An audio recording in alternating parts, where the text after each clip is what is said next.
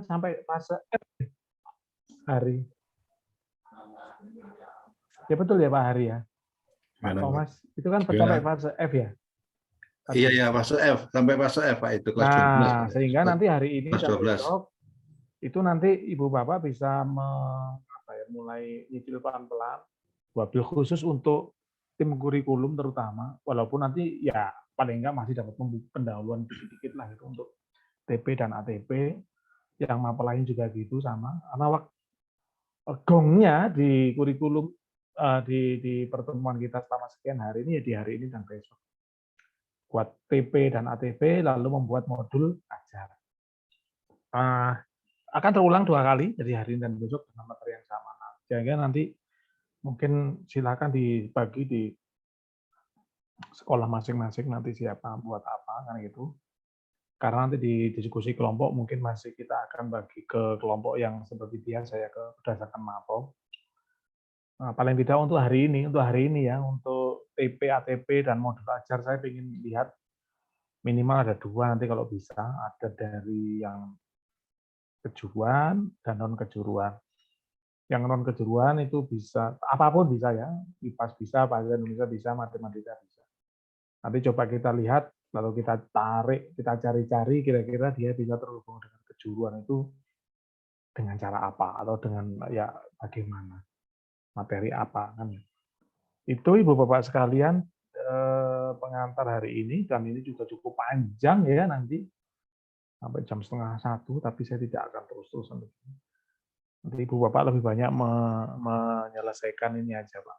Itu tadi apa bahasanya? Nyicil Pak ya, nyicil dikit-dikit TP, ATP dan modul ajar, khususnya itu sesuai dengan ini tadi CP yang barusan dirilis pagi ini. Saya juga dapat dari teman-teman di PSMK gitu. Jadi pakai filosofi ini Pak, terima kasih. Jadi saya terima gitu, lalu saya kasih. Jadi hidup itu kayak gitu kan, terima kasih, terima kasih. Kalau diterima terus, diterima, ditumpuk, jadi penyakit nanti. Ya terima kasih, cocok gitu untuk bukan thank you ya, gitu. Tapi terima kasih. Baik, itu pengantar dari saya, dan ini beberapa orang baru saya lihat ya tadi Pak, ada Pak Bayu, ada Bu siapa ini, Bu Ani baru muncul lagi, Pak Arif, sehat-sehat Pak G, ada Pak Amit, Pak Thomas, oke. Kita lihat Ibu Bapak sekalian ini.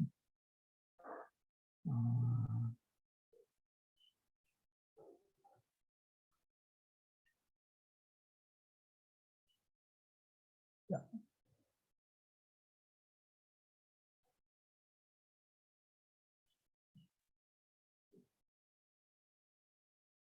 Menyusun TP dan ATP. Ya.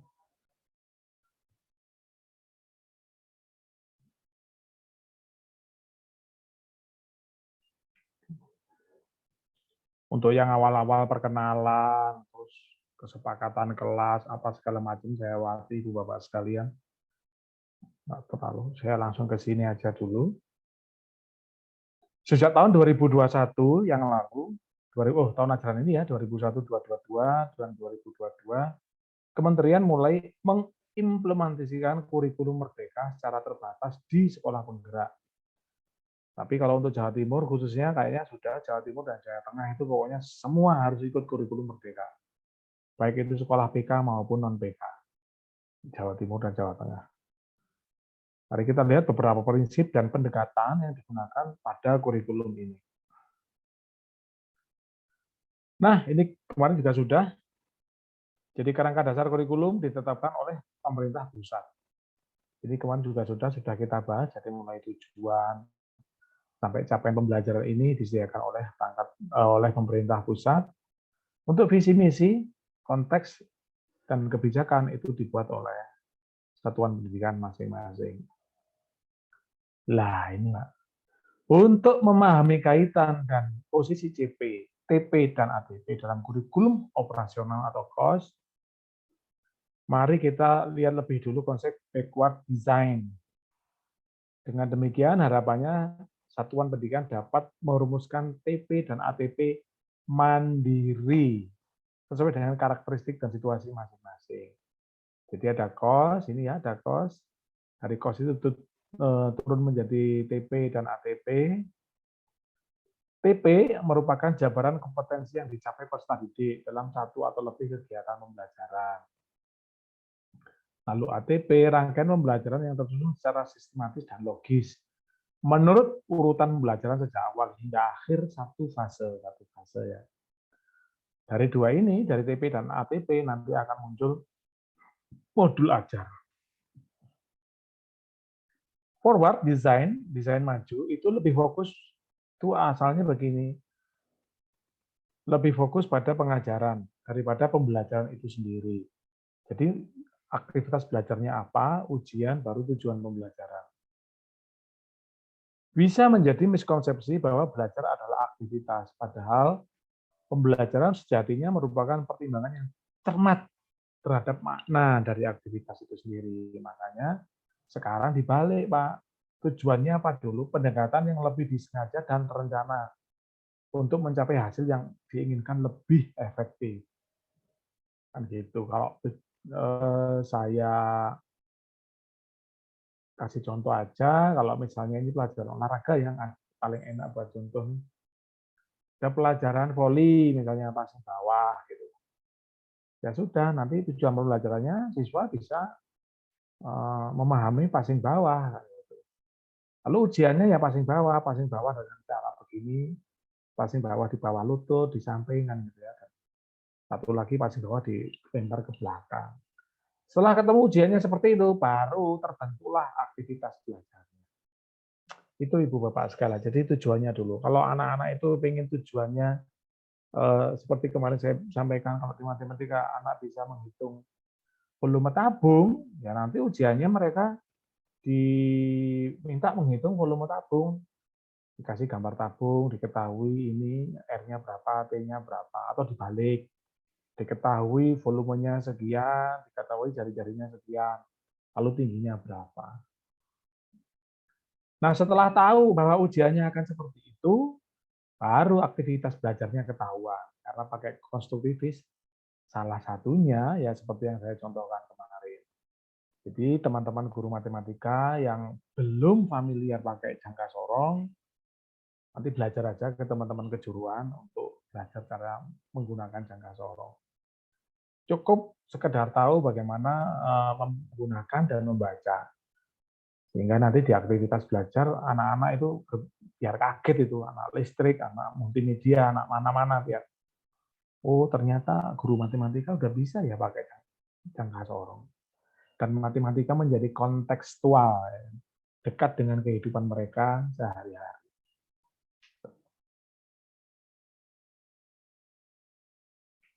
Ini adalah contoh, ya kan? Contoh dari backward design. Jadi jika seseorang ingin melakukan sebuah perjalanan, targetnya adalah membuat buku yang berisi kumpulan foto kuliner dari seluruh Indonesia. Si orang ini mempunyai waktu 6 bulan untuk menyelesaikan dan menerbitkan 6 bulan ya. Membuat buku kumpulan foto kuliner dari Indonesia. Bicara tentang kuliner, Ibu Bapak sekalian, negeri kita adalah negeri yang paling lezat makanannya,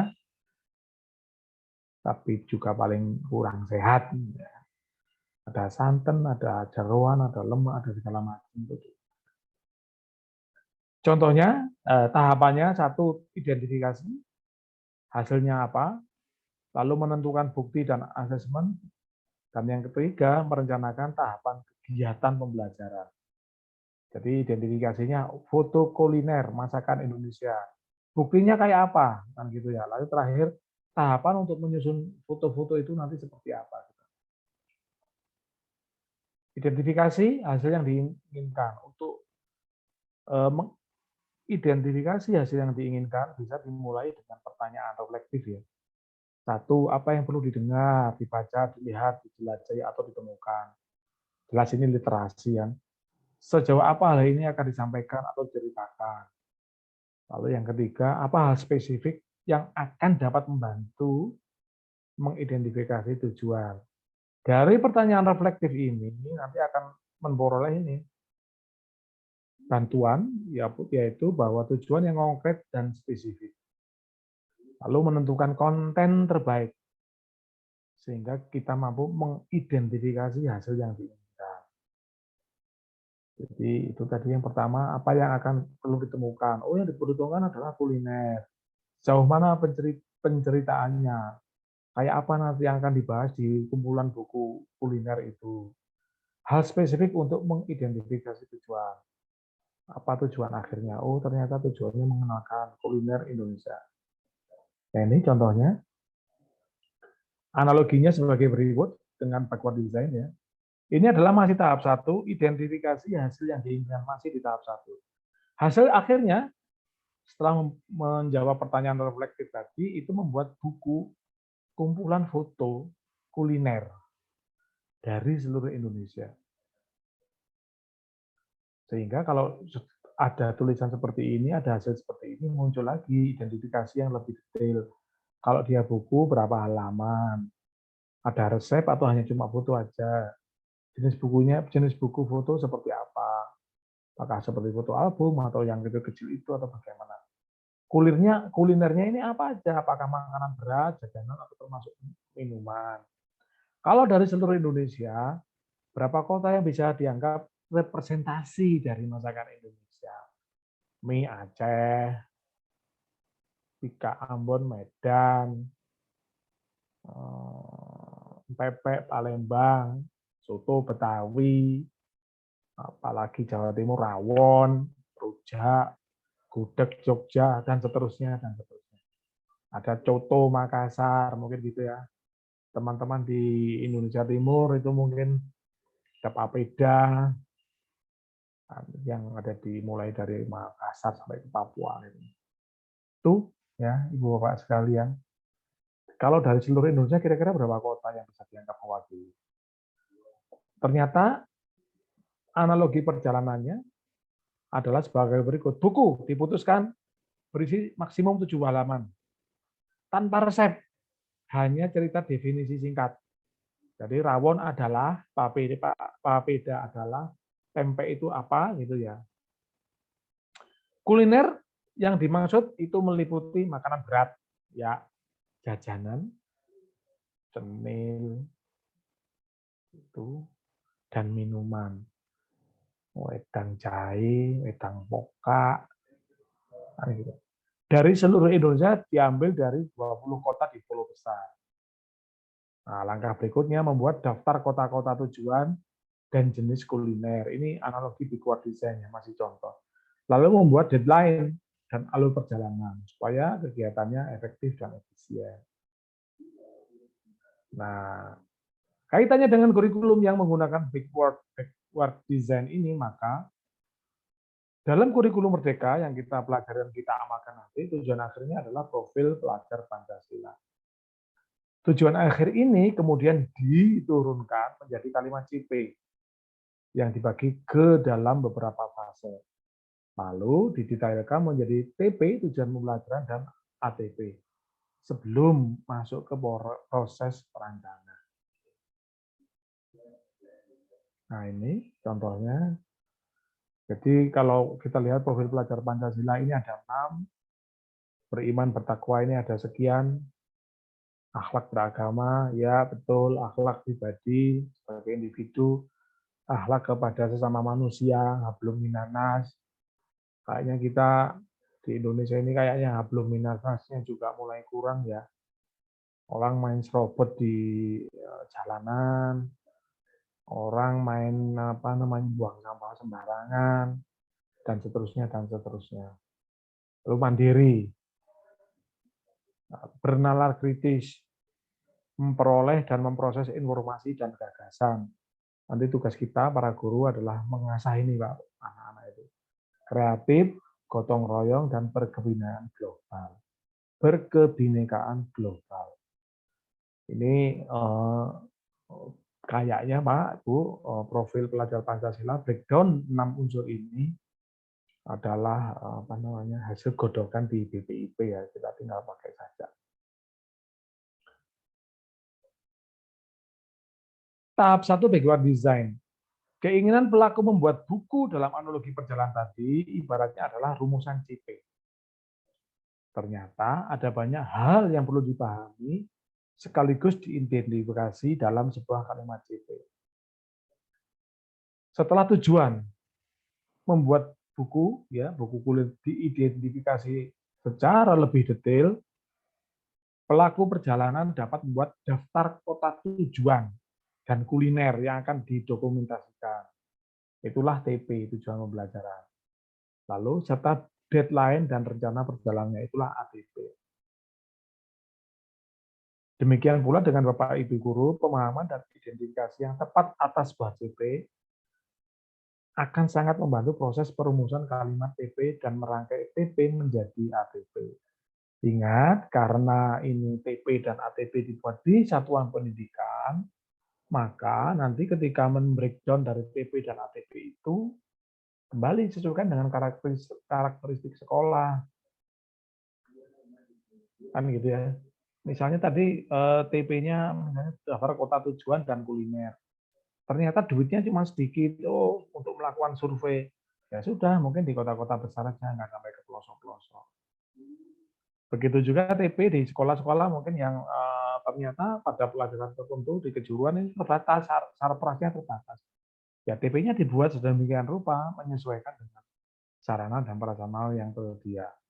Itu ya Ibu Bapak sekalian. Tapi karena ada SMKPK, nanti bisa juga keterbatasan sarpras ini terkait dengan pembelajaran, salah satunya ya bisa dilakukan dengan cara memanggil guru tamu dari luar, dari industri. Ini kita ulang, punyanya Pak kita, Ki Hajar Dewantoro. Maksud pendidikan menuntun segala kekuatan kodrat yang ada pada anak-anak. Menuntun ya, atau memfasilitasi agar mereka dapat mencapai keselamatan dan kebahagiaan, baik sebagai manusia maupun sebagai anggota masyarakat. Jadi pendidikan itu tujuannya gitu, menuntun kodrat pada anak-anak mereka meraih kebahagiaan dan keselamatan dunia dan akhirat sebagai manusia, Ibu Bapak sekalian. Jadi ini yang kadang-kadang kita agak lupa ya. Jadi pendidikan ini menuntun kita dan anak itu menjadi manusia. Bajunya macam-macam, bisa tentara, bisa hakim, bisa jaksa, bisa guru, tukang cukur, gubernur, bisa jenderal, bisa kopral, kan gitu ya. Bisa jadi kiai, bisa jadi rohaniwan. Tapi mereka tetap manusia. Sebagai manusia kayak kita gini biasa-biasa aja. Karena sejatinya atribut yang kita miliki kan hanya sementara. Ini ya saya tidak bermaksud menggurui ya Ibu Pak, sekalian sekedar sharing aja. Apalagi yang teman-teman PNS itu kalau saya pribadi mikirnya pangkat tertinggi ya pensiunan. Lalu jabatan tertinggi ya almarhum. Itu kan enak jadi mikirnya, jadi nggak mikir aneh-aneh. Supaya kita tetap berpijak sebagai manusia. Jangan nanti mungkin ya mohon maaf nih ada orang punya baju seragam XYZ, kemudian ketika sudah di ruang publik mulai ya kan bajunya dipakai nyerobot antrian, nyerobot lampu merah, yang ini kan nggak benar. Nah maksud pendidikan itu adalah ini menjadikan anak-anak itu menjadi manusia, itu yang tujuan paling utama. Nah, itu nanti kalau sudah menjadi manusia berarti yang namanya profil pelajar Pancasila, akhlak moral semuanya masuk.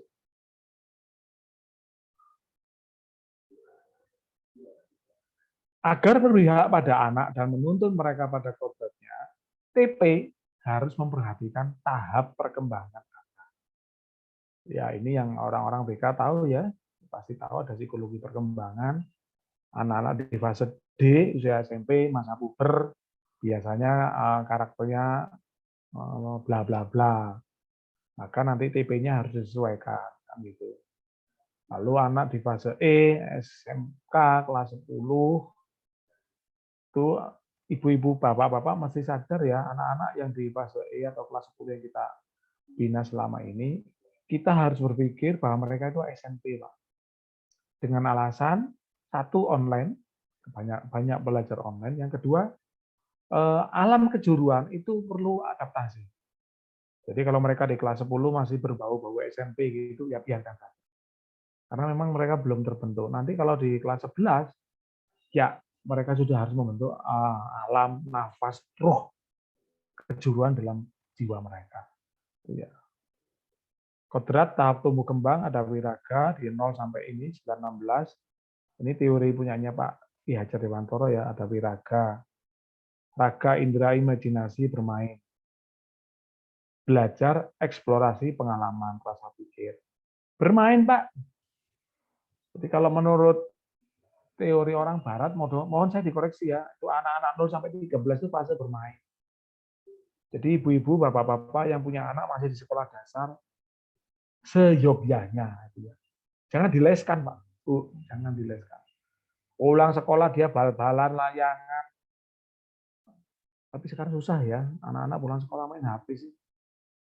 Main kelereng gitu, biarkan saja. Karena di fase itu mereka itu belajar. Tapi sayang sekali juga saya lihat di beberapa sekolah dasar tuh anak-anak pelajarannya SD sudah sedemikian complicated sehingga belajarnya sudah agak berat untuk ukuran anak SD. Di usia 16 mereka sudah mulai punya tanggung jawab, sudah bisa punya pembiasaan, sudah selaras dengan sesama dan alam semesta. Pendidik dan satuan pendidikan dapat menggunakan berbagai strategi dan pendekatan untuk menyusun TP dan ATP. Kriteria TP dan ATP adalah sebagai berikut. TP itu terdiri dari dua hal pokok, yaitu kompetensi dan konten. Kompetensi tentu jelas, sikap pengetahuan keterampilan, lalu konten, ilmu pengetahuan inti atau konsep utama. ATP itu kriterianya satu, menggambarkan urutan pengembangan kompetensi yang harus dikuasai. ATP dalam satu fase menggambarkan cakupan dan tahapan pembelajaran yang linear. Lalu ATP keseluruhan fase menggambarkan cakupan dan tahapan pembelajaran antar fase. Ini abstrak ini ya, saya kasih contoh yang kemarin itu. Jadi kalau ada pelajaran, misalnya ini paling mudah aja, ibu bisa amati anak-anak servis rem. Kalau dia servis rem sebelum itu dia bisa servis rem, maka dia harus melepas roda. Kalau dia harus melepas roda, maka dia harus bisa dongkrak. Maka dalam pelajaran memperbaiki sistem rem, bab pertama yang harus diketahui dan diajarkan atau kompetensi yang harus disampaikan kepada mereka itu adalah cara mendongkrak. Saya tidak akan elaborasi terlalu jauh, tapi untuk teman-teman yang dari otomotif, pastikan mereka belajar cara mendongkrak dengan baik, karena ini menyangkut keselamatan. Itu saja.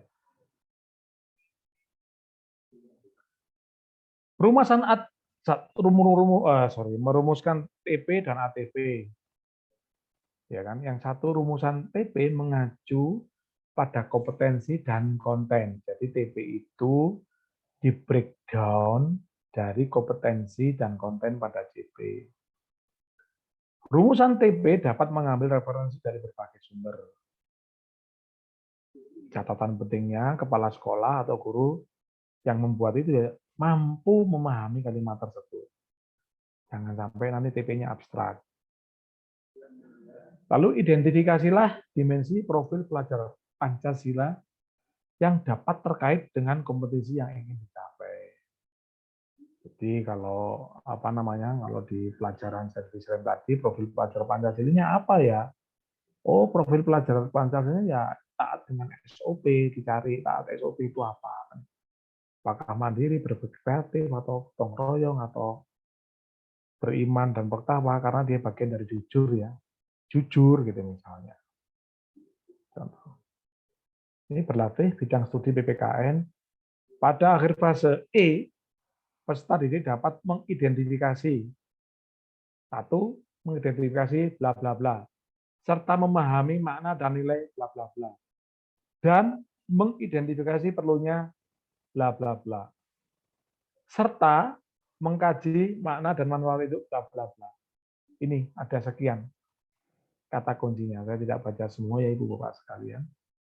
Jadi pada akhir fase E, peserta didik dapat mengidentifikasi pengaruh kelompok lokal, memahami makna dan nilai keragaman, ya, mengidentifikasi perlunya melakukan pertukaran budaya, mengkaji makna dan manfaat hidup dalam kebinekaan, karya akan kearifan lokal, dan memilih produk dalam negeri. Nah ini, memilih produk dalam negeri, ini gampang-gampang susah nih. Lawang orang Indonesia kalau agak sedikit kaya itu belonjonya ke Singapura ya. Nanti ya tolong guru PPKN diajari, kalau perlu nanti siswanya diajak ke pasar, kalau sanggup masing-masing anak 2.000 atau 2.000 perak, sekolah mana saja, suruh beri jajanan, beli tempe, beli tahu, menjos, apalah gitu ya. Yang ada di sekitar, apalagi yang di YPM itu dekat pasar tuh. Diajari begitu. Jadi pada saat itu ya, wah kayaknya waktunya habis. Ini apa? Konten. Jadi tadi TP ada konten, ada kompetensi, kontennya tadi keanggotaan kelompok lokal, pengaruh keanggotaan, pertukaran budaya, kearifan lokal. Kompetensinya tadi ada mengidentifikasi, memahami, mengkaji makna, memahami nilai dan manfaatnya, balik lagi ya Pak. Ini mungkin, jadi Ibu Bapak sekalian, memisahkan kontennya itu berdasarkan titik koma ini. Jadi yang pertama mengidentifikasi pengaruh keanggotaan kelompok global, kelompok lokal, koma regional, koma nasional. Ini satu kelompok ya, lalu titik koma. Satu lagi kemudian ini memahami makna dan nilai dari keragaman, titik koma. Maaf saya tidak bermaksud menggurui pelajaran pembelajar bahasa Indonesia ya, atau guru bahasa Indonesia enggak. Tapi ini biar aja, sharing ya biar paham aja. Itu Ibu Bapak sekalian, asalnya dari situ. Konten dari asalnya ada gitu, dibatasi titik koma. Kompetensinya mengidentifikasi, memahami dan mengkaji makna, lalu memahami nilai dan manfaat. Dari sini, ini kan tadi ada mengidentifikasi, memahami makna, mengkaji makna dan manfaat. Itu adalah kompetensinya. Kontennya yang berwarna hijau. Ya, kontennya yang berwarna hijau. Lalu nah ini dari konten, dari kompetensi muncullah TP sebagai berikut. Peserta didik mampu mengidentifikasi, ya ini mengidentifikasi ya, betul ya. Pengaruh keanggotaan di berbagai level terhadap pembentukan identitas. Ini dia ambilnya dari konten. Dua, kompetensi yang tadi memahami dan mengkaji makna. Kita lihat mampu mengevaluasi pembentukan identitas. Ini dari sana tadi ya, dari CP ya, Ibu Bapak sekalian. Diturunkan dari CP. Lalu yang ketiga, peserta didik mampu menyampaikan hasil evaluasinya. Ini karena PK sudah kedua, jadi Ibu Bapak sudah tidak bingung. Alur pembelajaran dari pengembangan, satu peserta didik melakukan studi literatur terkait dengan tadi materi tadi. Lalu mengidentifikasi karakteristik keanggotaan di setiap level. Lalu PMP ya, orang PMP yang tahu peserta didik mengidentifikasi hal-hal yang mempengaruhi pembentukan sebuah identitas. Negara itu apa sih itu? Kenapa kok ada Indonesia, ada Malaysia, ada Timor Leste? Padahal deket-deket aja, apalagi di Eropa itu. Rata-rata gedenya cuma se-Jawa Timur, Belgia, Swiss, yang kecil-kecil ya, Belanda. Itu kan besarnya kurang lebih Jawa Timur atau Jawa Timur tambah separuh Jawa Tengah. Tapi kenapa kok dia bisa dipisah negara?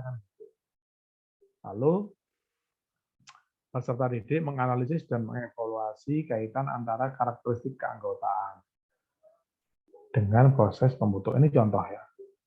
Ini elektronika, contoh elemennya alat ukur, capaiannya peserta didik mampu. Nah ini contohnya ya. cara penggunaan, menginterpretasi hasil pengukuran, perawatan, alat ukur listrik, elektronika, dan instrumentasi. Ini tadi kontennya alat ukur listrik, jenis alat ukur, jenis informasi, instrumentasi, dan alat ukur listrik, elektronika. Jenis alat ukur listrik ini sesuaikan dengan kondisi sekolah. Sekolah punyanya apa? Kalau misalnya alat ukur listrik itu ada 10 macam, misalnya ada 10 macam. Ternyata sekolah punya 8, ya sudah tujuannya dibuat sampai 8 saja. Nanti jenis mesin dibahas cuma 8. Alat ukur listriknya itu kalau idealnya 10, tapi sekolah punya 8, ya sebutkan 1 sampai 8. Ada memahami, cara menggunakan, menginterpretasi hasil, dan memahami cara perawatan. Paling enggak alat ukur listrik misalnya tes pen, bagaimana lalu avometer, kan gitu ya, mungkin ampermeter dan lain-lainnya. Saya nggak paham, bukan orang listrik. Berlatih dalam kelompok tadi sudah saya share Ibu Bapak sekali. Jam berapa? Oke, membuat. Nah ini, silakan Ibu Bapak membuat ini. Sekarang sudah 8:35, terlambat 5 menit nggak apa-apa. Jadi Ibu Bapak sekalian, silakan masuk ke breakout room. Tadi LK-nya juga sudah saya bagi, ada 4 gitu ya. Silakan masuk di breakout room, kurang lebih waktunya 60 menit ya Mbak Citra. Silakan dari sekarang. Halo. Terima kasih, baik Pak Wawan. Ya. Akan saya buatkan breakout sebentar. Sebentar. 60 menit ya Pak Wawan? Yeah. Oke, Bapak Ibu sudah bisa join ke grup masing-masing, silahkan sesuai dengan kelompok posisi di sekolah. Terima kasih. Selamat berdiskusi. Pelan-pelan saja. Mbak Desi, ini kelompok sekolah atau kelompok ini ya? Di breakout room yang nampak kok kelompoknya masing-masing ini ya? Pengawas, KS, Wakakur.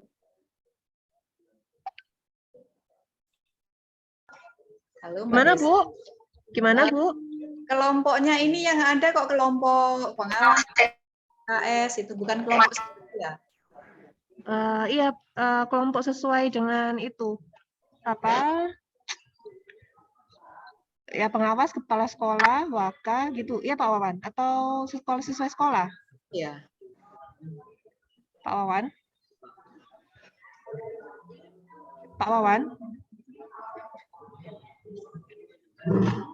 Menurut Pak Wawan tadi pagi sesuai dengan ini Bu, benar pengawas kepala sekolah gitu.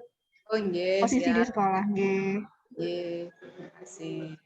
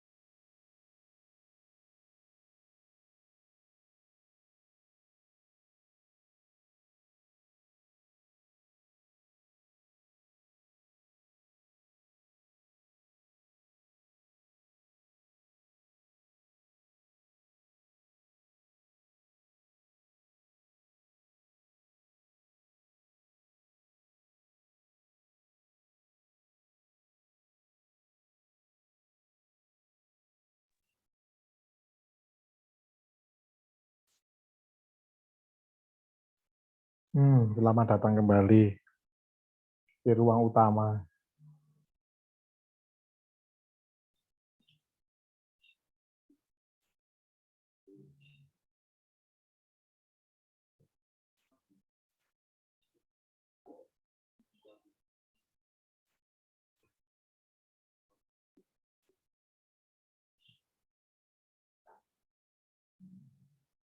Baik Ibu Bapak sekalian, ini ya saya tawarkan saja ya. Begini Ibu Bapak sekalian, materi kita hari ini dan besok itu sama, persis, yaitu membuat TP dan modul ajar. Nah ini apakah sekarang kita los saja dulu membuat TP dan ATP sampai siang gitu, sehingga besok kita tinggal bikin modul ajar aja. Tapi ya kayaknya nggak bisa ya, sudah disetting di LMS kayak gitu. Tapi ya kita harus selesai di hari ini, besok dilanjut lagi lah, gitu aja wis, nggak apa-apa. Baik, ini tadi TP ATP sudah, monggo silakan salah satu yang saya mau dengar dari orang kejuruan dulu. Terserah dari mana, jurusan apa, silakan. Yang aksi nyata itu ya Pak ya?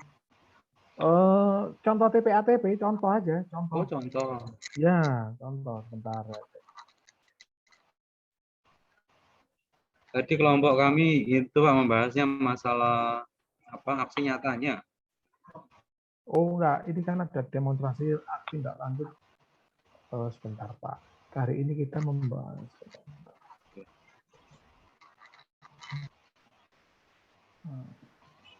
Iya Pak.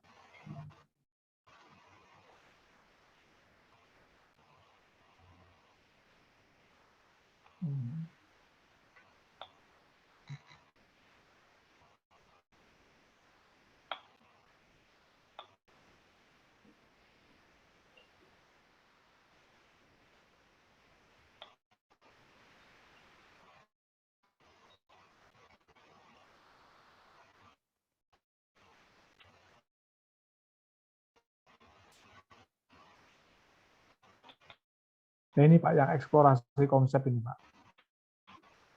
Kayaknya itu aja.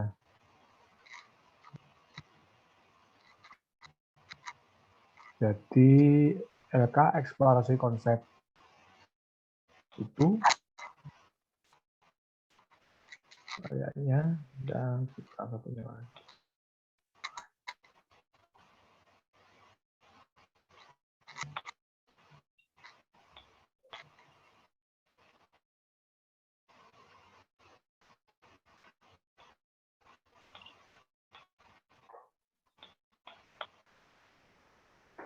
Jadi paling tidak untuk sekarang ini aksi nyata dan eksplorasi konsep.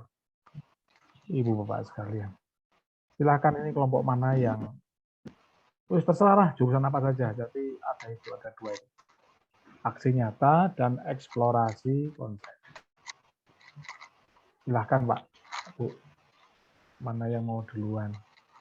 Oke, mohon izin saya duluan saja mungkin. Pak, siapa nih? Pak Joko ya? Joko nggih. Ye. Wah, Pak Dari Joko. kelompok Nggih, terima kasih. Pandowo nih nggih. Nggih. Oh, kelompok kecil. Wah, nu kasihan kelompok ini nggak ada yang cantik ya. Iya. Lama-lama jadi cantik semua kayaknya, Pak. Oh, jangan. Nah, itu Jangan. untung cuma 10 hari, Pak. Nggih. Nggih. Terima kasih. Mohon izin dulu untuk saya. Nggih.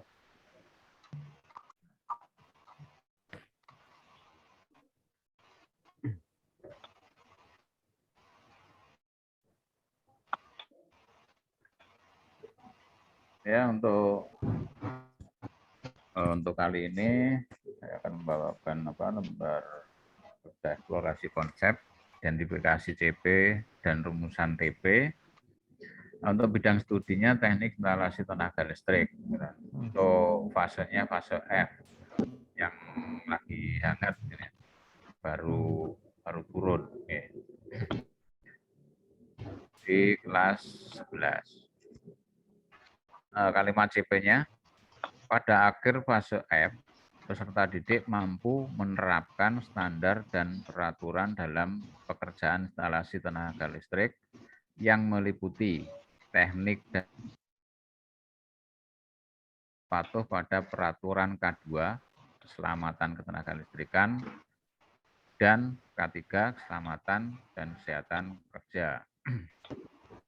Konten topik atau materi inti pada CP ini adalah yang pertama keselamatan ketenaga listrikan, yang kedua itu keselamatan dan kesehatan kerja.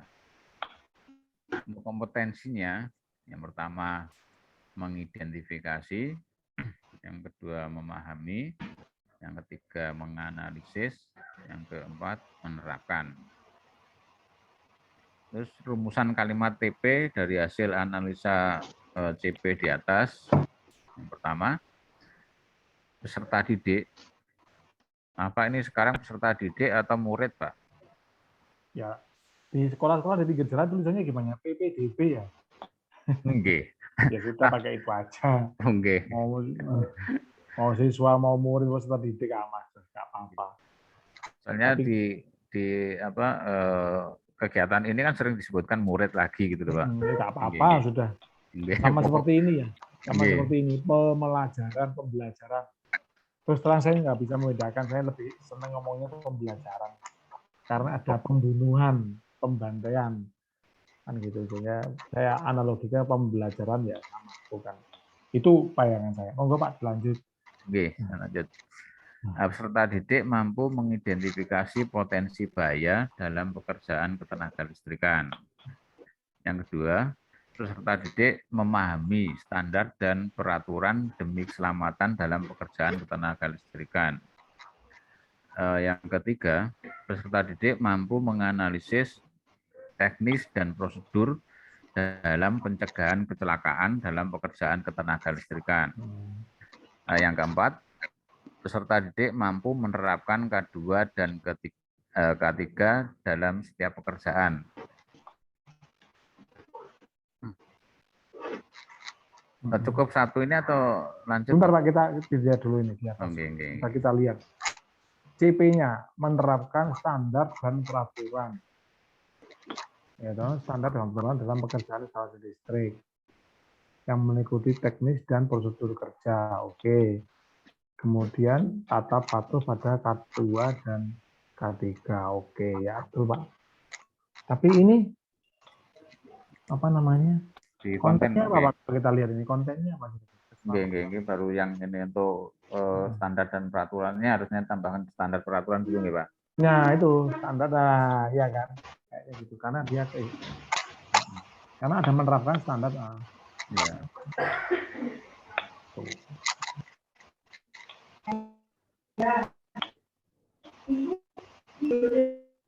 Di bawah kan muncul di nomor 2 itu.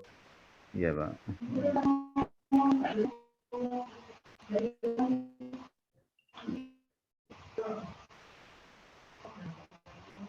Instalasi tenaga listrik. Nah, ya.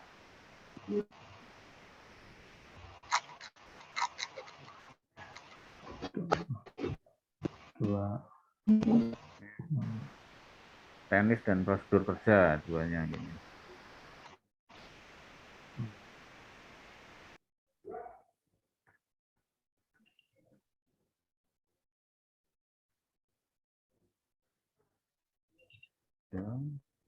Tipanya baru yang K2, K3 ya. G, kedua.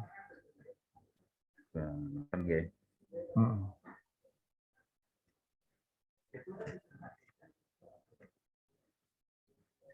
Nah, kayaknya gitu ya. G. Nah, dari sini nanti kan kalau sudah seperti ini, kompetensi sudah tahu, maka nanti apa namanya, kita akan bisa menurunkan kita bisa menurunkan ATP ya kan Pak?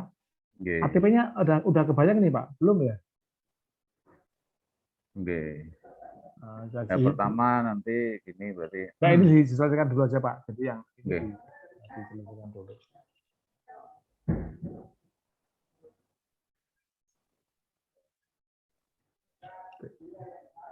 Bentar Pak ya.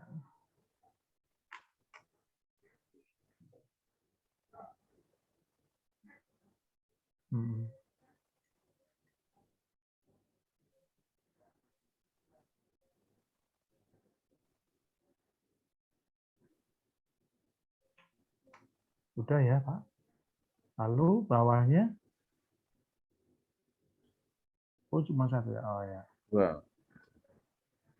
Yang kedua, kalimat DP-nya pada akhir fase F, peserta didik mampu menerapkan sistem kendali berbasis mekanis, elektromekanik, PLC, smart building, dan IoT sesuai perkembangan teknologi yang meliputi kegiatan perencanaan, penyiapan alat dan bahan, pemasangan pengoperasian, serta evaluasi.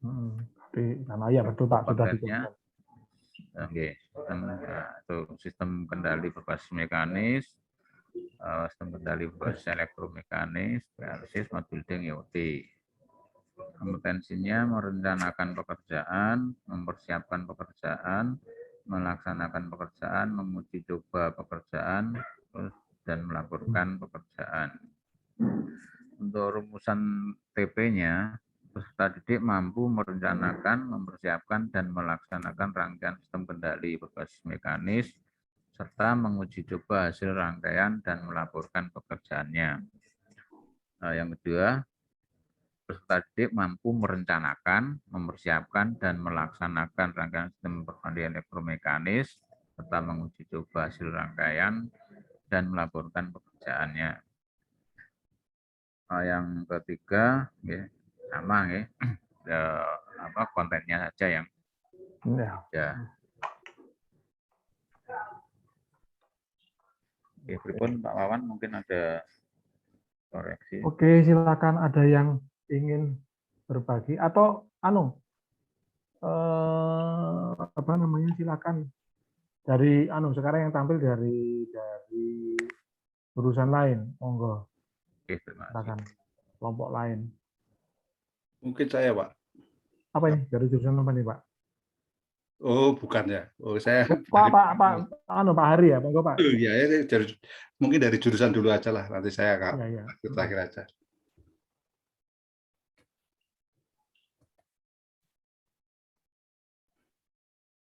Oke, silakan monggo yang ada mau tampil.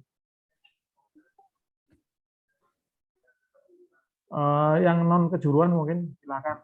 Ya saya Pak ya. Oh nggih, bebas. Tadi itu saya lihat itu untuk kompetensinya itu menerapkan Pak. Nah, sehingga peserta didik itu paling tidak kalau menerapkan ini kan ada keterampilannya ya. Entah itu praktik, entah itu apa.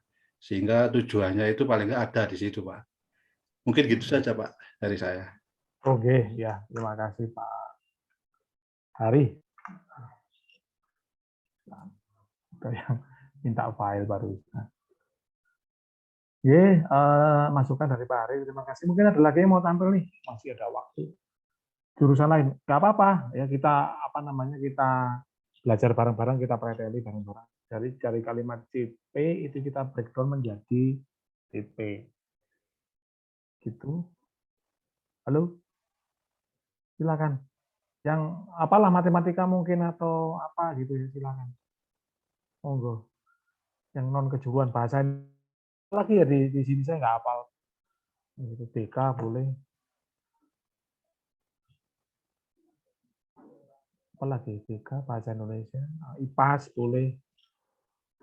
Apalagi ini CP-nya masih anget Pak, baru datang tadi pagi kan gitu. Ada? Ada, ini waktunya masih agak panjang ini, tinggal 10.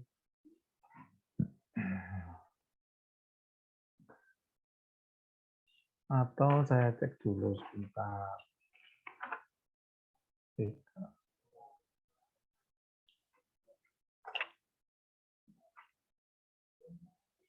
Ini dari SMK umum mungkin, silakan. SMK umum ini apa jurusannya saya enggak. Karena ada kewirausahaan, ada IPAS, ada apa lagi. Silakan Bu, Pak, atau dari yang program keahlian unggulan ini juga bisa. Tadi Pak Joko sudah, ya. Silakan dari SMK lain.